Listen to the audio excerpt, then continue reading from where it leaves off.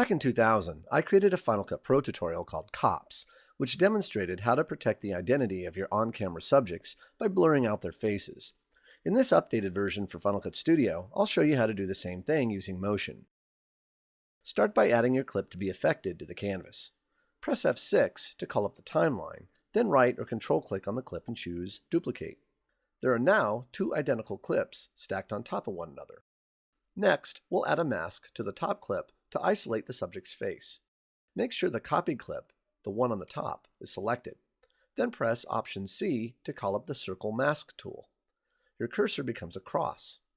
Position your cursor just above and to the left of your subject's face and drag down and to the right to create the mask.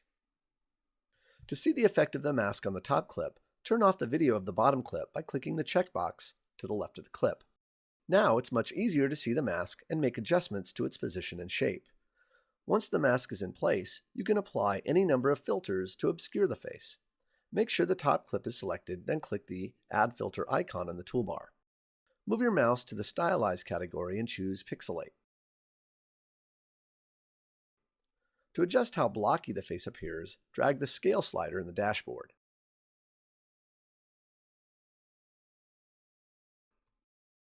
If you drag your playhead through the timeline, you can see that her head moves, which creates an obvious problem.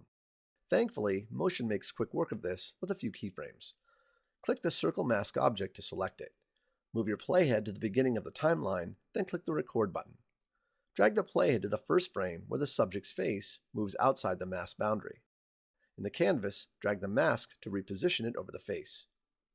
In the timeline, a keyframe is automatically added at the mask's new position.